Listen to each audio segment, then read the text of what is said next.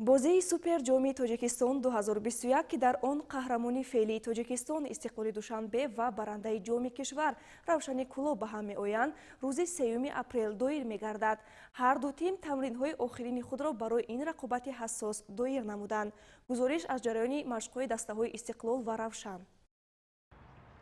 мусобиқаи суперҷоми тоҷикистон аз соли 2010 инҷониб роҳандозӣ карда мешавад. бошгоҳи истиқлоли душанбе 9 маротиба ин ҷоизаро ба даст овардааст. дар соли ҷорӣ бошад истиқлол барои суперҷом бо бошгоҳи равшани кулоб нерӯ месанҷад.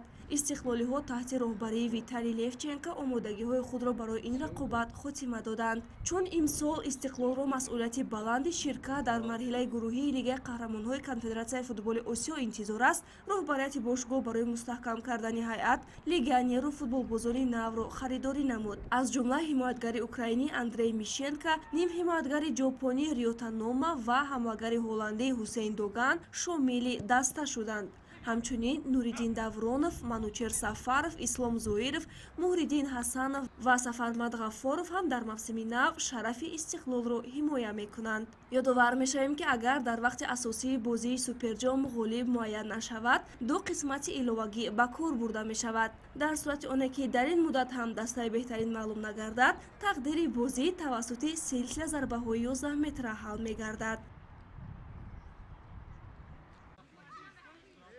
дастаи равшани шаҳри Кулоб баъди иштирок дар марҳилаи ниҳоии ҷоми Федератсияи футболи Тоҷикистон ва ҷоми Лигаи футболи Тоҷикистон ки ҳафтаи қабл дар вилояти Суғд баргузор шуда буд, дигарбора ба машқу тамринҳои худ баргашта ба оғози мавсими нав омодагӣ мебинад. тавре сармураббии дастаи равшан Ғайраталими Раҳмадов иттилоъ дод, бо мақсади дастгирӣ аз сиёсати варзишпарваронаи пешвои муаззами миллат муҳтарам Эмомалӣ Раҳмон ва амалӣ намудани барномаи рушди футбол дар ҷумҳурии Тоҷикистон барои солҳои 2017-2021 ҷамъияти масъулияташ маҳдуди Ҳоҷишариф сарпарастии дастаро ба ӯҳда гирифта якчанд футболбози дигарро ба даста даъват намуданд. ёдовар мешавем ки ҷиҳати иштирок дар ҷоми конфедератсияи осиё ва ҳамчунин 30-умин чемпионати Тоҷикистон оид ба футбол байни дастаҳои лигаи олӣ дар соли 2021 бо кӯмаки сарпарастон аллакай дастаи равшан бо 8 футболбози дохиливу хориҷӣ шартнома ба имзо расонид. айни замон дастаи равшан охирин тамринҳои худро пеш аз бозии шоҳҷоми Тоҷикистон дар майдони навбунёди муассисаи давлатии мактаби вилоятии варзишӣ дар ҷамоати зарбдори шаҳри Кулоб ба роҳ мондааст. дар баргузории машқу тамринҳои даста инчунин дигар футболбозони наврасу ҷавони мактабҳои варзишии шаҳри Кулоб иштирок карда беҳтарин футболбозони ҷавон ба дастаи ҷавонони равшан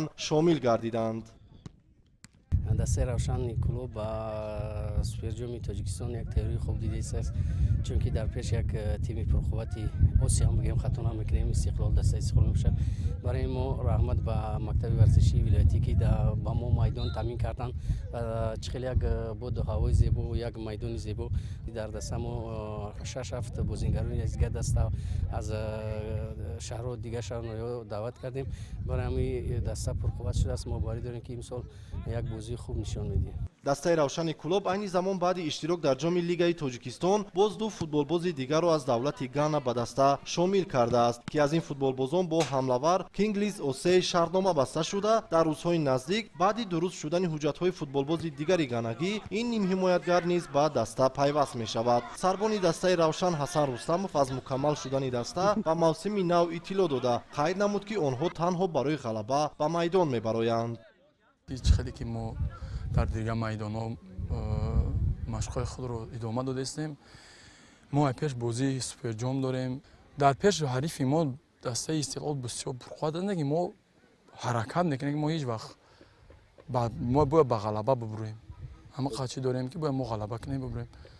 ёдовар мешавем ки бозии шоҳҷоми Тоҷикистон байни дастаҳои равшани Кулоб ва истиқлоли шаҳри Душанбе санаи 3 апрел дар варзишгоҳи марказии шаҳри Ҳисор баргузор мегардад. иштироки мухлисон дар ин бозӣ ройгон буда ҳаводорони ҳар ду даста имкон доранд ки бе мушкилӣ дар ин набарди ду дастаи беҳтарини кишвар ширкат варзанд.